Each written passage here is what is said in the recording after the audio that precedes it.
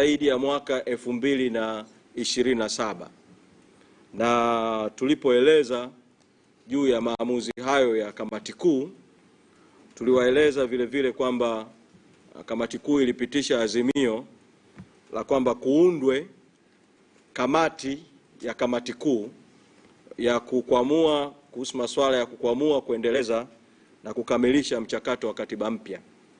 Kwa leo tumewaita kuwatangazia kamati hiyo ya kamati kuu kwa taifa letu. Kamati ya wajumbe 11 wafuatao: Dr. Rugemeleza Nshala ambaye ndio mwenyekiti wa kamati husika, Wakili Deogratias Mahinyila ambaye ni katibu wa kamati husika, Wakili Ari Ibrahim, Mama Susan Limo, Mama Ruthi Molel, Bi Pamela Masei, Wakili Gaston Garubindi, Zeudi Mvano, Boniface Jacobo, na vile vile pamoja na wajumbe hawa 9 kuna wajumbe wawili wengine washauri wa hii kamati, Wakili Mpale Mpoki na Wakili Jeremia Mtobesia. Hawa si wanachama wa Chadema, lakini ni mawakili washauri kama sehemu ya wajumbe wa hii kamati ya kamati kuu ambayo itaifanya hii kazi ambayo tumeieleza ya kushughulika na swala la mchakato wa katiba mpya.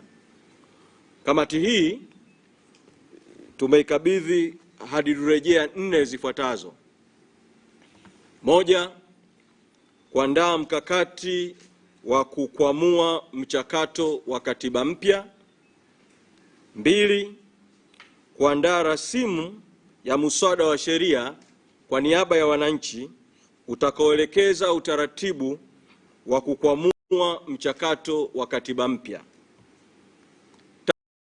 3, kuandaa mapendekezo juu ya muundo na chombo huru kitakachosimamia kura ya maoni ya katiba mpya; na 4, kuzingatia katika ratiba kuwa mapendekezo yote yawezeshe mchakato wa katiba mpya kuanza mapema sasa na katiba mpya kupatikana kwa vyovyote vile si zaidi ya mwaka 2027. Kwa kamati hii mara baada ya kuteuliwa kwake imekwisha anza kazi, na leo tunaitangaza kwa umma rasmi ili iendelee na kazi ambayo ilianza ndani, kwa sababu kamati hii pamoja na kuwa ni kamati ya kamati kuu ya Chadema, kwa kuwa katiba mpya ni swala la kitaifa, ni swala la nchi, kamati hii itafanya kazi vile vile ya kukutana na wadau mbalimbali muhimu katika nchi yetu. Itakutana na asasi za kiraia, itakutana na taasisi za dini, itakutana na taasisi za wasomi, itakutana na sekta ya habari, itakutana na sekta za kiuchumi, itakutana na walioko kwenye sekta ya siasa, itakutana na watu kwenye sekta za kijamii, itakutana na watu kwenye sekta za sayansi na teknolojia na sekta na wadau wote ambao kwa namna moja au nyingine ni wadau wakuu wa mchakato wa Tanzania kupata katiba mpya. Kamati hii tumeipa muda wa siku 90 au miezi mitatu kukamilisha kazi yake, lakini katika hizo siku 90, kwa sababu ya uharaka na udharura wa mchakato wa katiba mpya, kuna kazi ambayo tumewaambia kuwa ndani ya kipindi cha wiki 2, ndani ya kipindi cha siku 14 waweze kuwasilisha taarifa ya awali na mapendekezo ya awali ya matokeo ya mchakato walioanza nao kwa kamati kuu ya chama. Kwa kamati kuu ya chama ikipokea taarifa ya awali, kama kuna maelekezo ya ziada itayatoa kwa kamati, lakini wakati huo huo kamati itakuwa ikiendelea ikiendelea na mchakato wake wa kutimiza majukumu ya hii kamati. Kwa ni rai yangu kwa Watanzania na wadau wote wa katiba kuweza kuipa ushirikiano kamati hii iweze kufanya kazi kwa wakati na kwa haraka na kuwasilisha mapendekezo kwa kamati kuu ya chama, na hatimaye kamati kuu ya chama ikisha fanya uamuzi, chama kitazungumza na Watanzania juu ya mwelekeo wa namna, kwa kuongozwa na hizi hadidu rejea 4, wa namna ya kuharakisha kufanyika kwa mchakato wa katiba mpya. Ni vyema ikaeleweka kwamba kazi ya kamati hii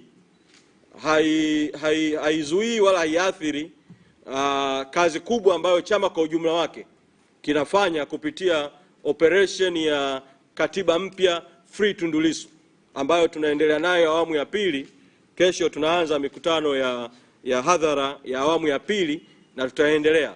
Kwa wakati chama kikifanya kazi ya kuwaunganisha wananchi kupitia mikutano ya hadhara, kuunganisha nguvu ya umma kupitia mikutano ya hadhara, kuunganisha umma kupitia njia nyingine za mawasiliano ikiwemo mitandao ya kijamii, kuunganisha umma kwa njia mbalimbali ambazo viongozi wakuu wa chama na chama kwa ujumla wake kwenye mabaraza kanda inachukua kuhakikisha kwamba katiba mpya inaanza kwa haraka na inakamilika kwa wakati.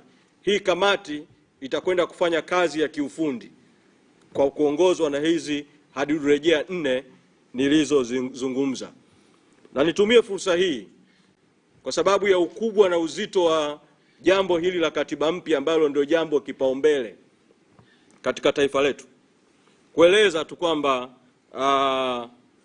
tunasikitishwa sana na kwamba bajeti ya serikali kuu iliyowasilishwa bungeni, ambayo mjadala wake unaendelea hivi sasa, haina bajeti ya kipaumbele kikuu kwa maendeleo ya nchi Tanzania kupata katiba mpya itakayotengeneza mfumo mpya wa uongozi, mfumo mpya wa utawala, mfumo mpya wa uwajibikaji, mfumo mpya wa haki, mfumo mpya wa maendeleo ambao utachagiza maendeleo kwenye sekta zote za kiuchumi, za kijamii na sekta zote nchini, kwa kuhakikisha kwamba tunakuwa na utawala ambao mifumo yake inawezesha nchi kutumia vizuri rasilimali za nchi na kutumia vizuri nguvu kazi ya watu katika kuharakisha kasi ya maendeleo. Sasa hiki kipaumbele kikuu cha katiba mpya hakipo kabisa katika bajeti ya serikali iliyowasilishwa bungeni, hakipo kabisa katika mjadala unaoendelea katika bunge linaloendelea huko Dodoma, mjadala huo ambao kwa kutozingatia haya matakwa ya wananchi na chombo chenyewe ni mjadala uliokosa uhalali kabisa, ni mjadala batili kwa kukosa kuzingatia matakwa na maoni ya wananchi. Kwa hiyo tunatoa mwito kwa mamlaka zote, serikali, kwa Samia Suluhu Hassan, tunatoa mwito kwa bunge, pamoja na kuwa hatukubaliani na lilivyochaguliwa, lilivyoingia kwenye utawala, kutoa majibu pande zote hizo mbili.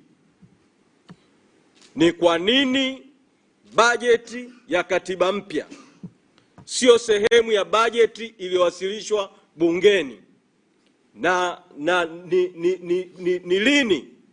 ni lini katika mkutano wa bunge unaoendelea, ni lini itaingizwa bajeti ya katiba mpya kwa ajili ya Tanzania kupata katiba mpya. Tunatambua kwamba mapungufu ya bajeti inayoendelea kujadiliwa bungeni ni mengi na makubwa sana, lakini nataka kusisitiza ile katiba mpya. Tunajua kwamba kilio kikuu cha wananchi ni kupanda kwa bei ya bidhaa, kupanda kwa ugumu wa maisha, baada ya kwanza nchi kuingia kwenye madhara yatokanayo na uchaguzi haramu wa mwaka 2025 na baadaye vita iliyotokea kati ya Irani na Marekani na madhara yake ya kwenye kupanda kwa mafuta kwenye soko la dunia. Tunajua kwamba wananchi wamebebeshwa mzigo mkubwa wa gharama za maisha na kupanda kwa bei ya bidhaa. Na sisi Chadema, kwa kutambua hiyo kero kuu ya wananchi ya ugumu wa maisha na kupanda kwa bei. Tulipendekeza mapema sana bei ya mafuta ilipoanza kupanda kwamba serikali ishushe tozo, serikali ishushe kodi na itoe ruzuku kwenye mafuta ili bei ya mafuta ishuke, gharama za maisha zisipande kwa wananchi. Tunajua kwamba katika bajeti hiyo iliyowasilishwa bungeni kama sehemu ya udhaifu mkuu sana wa bajeti na muswada wa sheria ya fedha uliowasilishwa bungeni, serikali haijashusha kodi wala tozo kwenye mafuta. Tunaitaka ifanye hivyo, lakini tunawakumbusha tu wananchi kwamba udhaifu huo wa kutoshughulikia mahitaji ya wananchi ni matokeo ya madhara ya kinachoitwa uchaguzi wa mwaka 2025, kutokuwa na serikali yenye kuwajibika kwa watu, madhara ya kutokuwa na bunge lenye nguvu, bunge lenye uhuru, baraza la mawaziri lililo bora. Madhara yote hayo ambayo yanapelekea matatizo kwa wananchi, iwe ni kwenye ugumu wa maisha, iwe ni matatizo mengine, chanzo chake ni matatizo ya katiba ya nchi yetu. Iwe ni kwenye mifumo ya bunge, mifumo ya mahakama, mifumo ya uchaguzi huru na haki, mifumo ya haki, mifumo ya uwajibikaji. Katiba yake ni katiba mpya. Kwa sababu hiyo tunaendelea kusisitiza kwamba katiba mpya inapaswa iwe ndio wimbo kipaumbele wa taifa. Tunajua kuna matatizo makubwa ya kupanda kwa deni la taifa kwa sababu serikali imeshafanya dhambi kubwa iliyotokea mwaka 2025. Ipo misaada ambayo serikali imenyimwa, iko mikopo ya masharti nafuu ambayo serikali imewekewa vikwazo. Matokeo yake serikali imeongeza kasi ya kukopa, na hata kabla ya hapo serikali imeongeza kasi kubwa ya kukopa, hasa awamu ya 6. Kwa tunajua kwamba deni la taifa limekuwa kubwa sana. Sehemu kubwa ya hiyo bajeti inayoitwa maendeleo ya trilioni 62.3 bajeti ya serikali ni pesa za kwenda kulipa madeni ya mikopo ambayo serikali imekopa, na ni pesa vile za matumizi ya anasa. Ndani ya bajeti humo umeingiza trilioni 1 ambayo ni pesa nyingi kwa ajili tu ya safari za nje. Tunajua yote hayo na tumefanya uchambuzi wa bajeti, na katika hatua mbalimbali tunayozungumza, iwe ni kwenye mikutano ya hadhara, kwenye operation tunayoanza ya operation katiba mpya Free Tundu Lissu, iwe ni kwenye kuwaita wasemaji wetu mbalimbali kuzungumzia sekta mbalimbali, tunayajua yote haya, tumeyafanyia uchambuzi. Lakini tunataka kusisitiza kwa taifa, kipaumbele kikuu cha mjadala kinapaswa kiwe katiba mpya. Utakumbuka ripoti ya Chande, tume ile ya kuchunguza kuhusu mauaji na vurugu zinazodaiwa zilizotokea Oktoba 29, pamoja na udhaifu wa ripoti ilisema katika chanzo kimojawapo kikuu ilisema ni madai ya wananchi ya katiba mpya. Chanzo kimojawapo kilisemwa ni madai ya wananchi ya kukosa. Yote hayo yalisema kwenye vyanzo, lakini baadaye ripoti ikaacha vyanzo, ikashughulikia vichocheo, ikaanza kushughulika nayo. Sasa sitaki kuingia kwa leo kwenye mjadala. Nataka kusisitiza hivi kwamba pamoja na udhaifu wa hiyo ripoti, kama ripoti iliona chanzo kikuu cha matatizo katika nchi yetu ni katiba mpya, ni kukosa uchaguzi huru na haki, ni kukosa uwajibikaji wa viongozi, tiba ya matatizo ya vyanzo hivyo, ambapo ndio ingekuwa kushughulikia mzizi wa matatizo katika taifa, ni kwenda kushughulika na jambo la katiba mpya. Kwa hiyo tunataka mjadala wa kitaifa, iwe ni kwenye bunge ambalo lina mapungufu linaloendelea Dodoma, iwe ni mjadala wa umma. Mjadala ni katiba mpya kwanza, katiba mpya sasa.